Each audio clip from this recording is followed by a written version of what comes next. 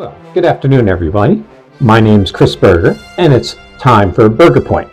You know, sometimes we talk about an act of God. So, say your car is parked outside, tree falls on it from your yard, tree falls on it on your roof, which is your car. Well, generally, that's considered an act of God, and insurance will cover it.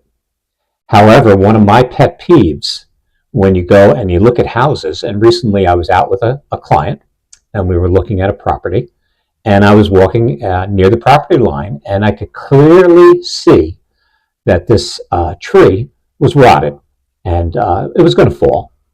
And when it does fall, it will fall into the property that my client is purchasing.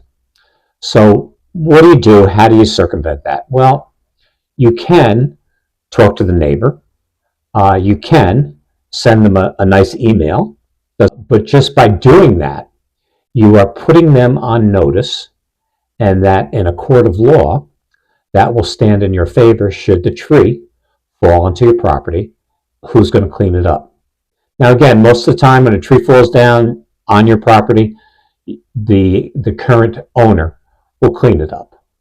But where does the responsibility truly lie? Putting that notice out absolves you, the homeowner, current homeowner, of the cleanup. Let me show you an example of exactly what I'm talking about. If you can't see the property line, it's clearly behind the brush, and that tree is on the neighbor's property. So, when you look at the storm recently, and it came down, who has to clean it up?